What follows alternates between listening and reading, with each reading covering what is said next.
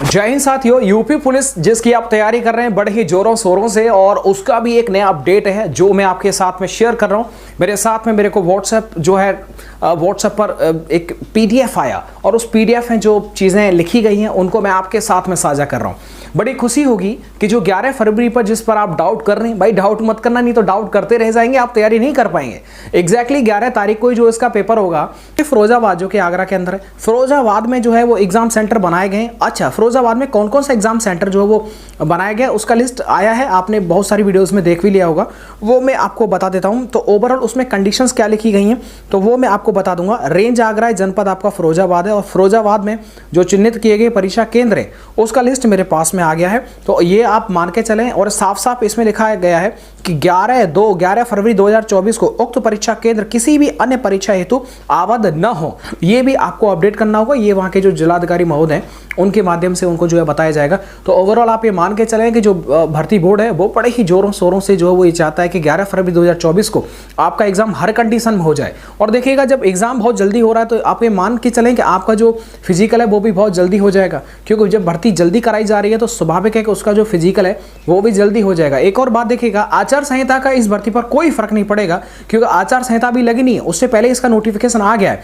और आचार संहिता ये कहती है कि आचार संहिता के दौरान आप किसी भी नई भर्ती का जो है वो घोषणा नहीं कर सकते हैं, लेकिन अगर आचार संहिता से पहले अगर कोई भर्ती रनिंग है, प्रोसेस में चल रही है, तो उसका फिजिकल हो, एग्जाम हो, कोई भी चीज हो, वो कभी रुकती नहीं है। क्योंकि उसमें क्या होता है कि राज्यपाल जी को बताया जाता है कि हाँ, ये भर्ती हमारे पहले से प्रचलित है, इसका जो है डीबीपीएसटी या फिर आपका रनिंग है, मेडिकल, ये सारी प्रोसेस अभी बाकी है, क्या हम इसको कंटिन्यू कर सकते हैं, हमने पहले से ही इसे चला रखा है, नई भर्ती की कोई घोषणा नहीं कर रखी है। तो मोस्ट ऑफ टाइम क्या होता है कि उसमें उनको परमिशन मिल जाती है। ये एक प्रोसेस होता है आचार संहिता के दौरान, अगर कोई भी जो है वैकेंसी कार्यरत या फिर रनिंग प्रोसेस में होती है। तो अब देखिएगा, इसमें ओवरऑल जो सेंटर बनाए गए हैं उनमें जो मुख्य बातें हैं वो मैं आपको बताता हूं। लिखा गया 11 फरवरी 2024 को लिखित परीक्षा OMR बेस्ड होगी, और साथ ही में यहाँ पर बोल रखा है 53 जो सेंटर है, परीक्षा केंद्र है, वो फिरोजाबाद के अंदर जो बनाए गए हैं।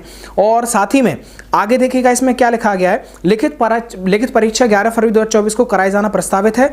और ओवरऑल यहाँ पर सेंटर का नाम दे रखा है, और बोल रखा है कि 28/12/2023 तक उपलब्ध कराने का कष्ट करें कि कौन कौन सा सेंटर 11 फरवरी 2024 को खाली है। तो ओवरऑल पूरा जो काम है एकदम दमदारी के साथ चल रहा है मेरे भाई।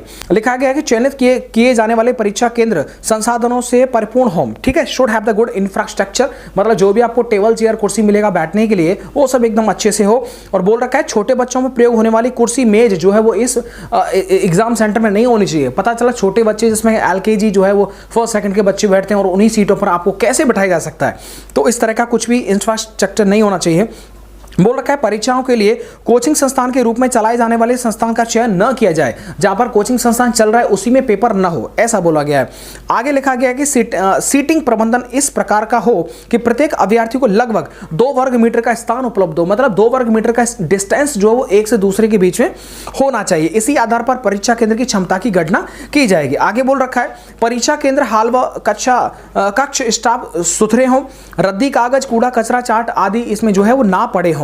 आगे लिखा गया है बड़ा अधिक क्षमता का परीक्षा केंद्र चयनित करने की स्थिति में उसे प्रशासनिक सुविधा हेतु खंडों में विभाजित किया जाएगा।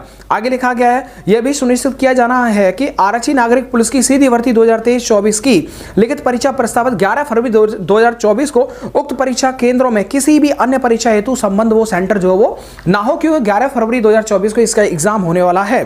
परीक्षा केंद्र के परिसर अथवा अत्यंत निकट कोई मोबाइल टावर या फिर मोबाइल टावर के केंद्रों को न चुना जाए कि इनके पता चले कि उनके बगल में जो है बिल्कुल मोबाइल टावर है, तो ये सब जो है वो नहीं होना चाहिए। तो देखिएगा ये लिस्ट मेरे पास में है, बड़ी अच्छी खुशखबरी है। तो आप ये मान सकते हैं जब फिरोजाबाद की लिस्ट आ गई है तो मतलब बाकी अलग भी जो है वो जनपद है उनकी भी लिस्ट आ जाएगी, तो बड़ी ये मतलब पॉजिटिव मैसेज देता है। तो मैं कहना चाहूँगा आपको, देखिएगा एकदम लगातार तैयारी करने, धुआंधार तैयारी करिए मेरे भाई, काम ही यही है, क्योंकि दूसरा काम आपके पास में अब है भी नहीं, और दूसरा काम आप करिएगा मत, क्योंकि आपके पास में जस्ट 50 दिन से भी कम समय का वक्त है, और उसमें अगर आप इधर से उधर निकालेंगे तो गड़बड़ हो जाएगा। एक और चीज़ देखिएगा, कुछ विद्यार्थी ऐसा होता है कि एंड समय पर, एंड टाइम पर आपको पढ़ते हो, एट द निक टाइम, बिल्कुल सही, मतलब जब 11 फरवरी आ गया ना तो चालू करेंगे वो 1 फरवरी से धुआंधार। भाई ऐसा नहीं होता है, पेपर से जस्ट 5-6 दिन पहले ना आपका दिमाग एकदम लॉक हो जाएगा। उस टाइम पर आपको समझ में नहीं आएगा कि आपको क्या पढ़ना है क्या नहीं पढ़ना, क्योंकि ऐसा लगेगा मुझे सब पता है, और फिर समझ में नहीं आएगा मैं पढ़ूँ तो पढ़ूँ क्या पढ़ूँ, ये दिक्कत होगा एंड टाइम पर। इसलिए पीछे का समय मत छोड़ना, 1 महीने का आपके पास में समय है, जिसको आपको अच्छे से लगातार मेहनत और प्रैक्टिस बराबर लगाते रहना है। आपको मैं बताते आ रहा हूं कि चक्षु प्रकाशन ने भी अपनी बेस्ट जो है वो स्टडी गाइड ऑफलाइन के तौर पर, आप किताबों के तौर पर, भाई किताब कभी धोखा नहीं देती है, आपको पता होगा। बाकी ऑनलाइन कुछ भी रहा हो, कोर्स वोर्स जो भी रहा हो, वो सब धोखा, मतलब समझ में आता है कि उनमें से कुछ फंसा नहीं, किताबों से कभी नहीं सुना होगा। तो प्रैक्टिस सेट के लिए मैंने आप सबको जो है वो बता दिया है कि चक्षु प्रकाशन ने भी जो है वो मार्केट में अपनी बुक लॉन्च कर दी है, उसको भी मैंने आपको बता रखा है। ये चक्षु प्रकाशन का study guide and practice set available है, पाठ्यक्रम पर आधारित है ये, जिसमें कि आपको 5 सॉल्व पेपर मिलेंगे और साथ ही में 3000 से ज़्यादा ऑब्जेक्टिव क्वेश्चंस मिलेंगे। देखिएगा, अगर मैं बात करता हूं इनके प्रैक्टिस सेट की, तो प्रैक्टिस सेट भी एकदम लाजवाब है। प्रैक्टिस सेट के अंदर क्या मिलेगा वो आप देख लीजिएगा। कांस्टेबल का प्रैक्टिस सेट है और इसमें आपको 8 सॉल्व पेपर मिलेंगे, साथ ही में 10 प्रैक्टिस सेट भी मिलेंगे प्रैक्टिस करने के लिए और 2500 से ज़्यादा ऑब्जेक्टिव क्वेश्चंस भी देखने को मिलेंगे।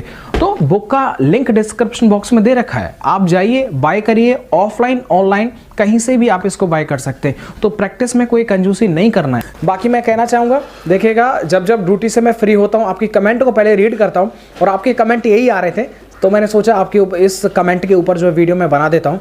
अपना आप ध्यान रखिए, कोई प्रॉब्लम आ रही तो मेरे अपने भाई के साथ में शेयर करें। और भाई देखिएगा, आपका चैनल है, आपकी ये वीडियो है, तो बिना लाइक हुए इस वीडियो को तो भाई छोड़ना नहीं है, क्योंकि ये तो फिर नाइंसाफ़ी हो जाएगी। वीडियो को देखिए, आप बहुत प्यार कर रहे हैं, सच में चैनल का एनालिटिक्स जो है बहुत सुपर चल रहा है। तो ओवरऑल आप वीडियो को लाइक कर दीजिएगा। अगर आप चाहते हैं कि मैं आपके कमेंट को लाइक करूं तो बिल्कुल आप लिख दीजिए, मैं कमेंट लाइक करता भी हूं आपके। साथ ही में बहुत विद्यार्थी साहब हमारा पिन कर दीजिए, हमारा पिन कर दीजिएगा।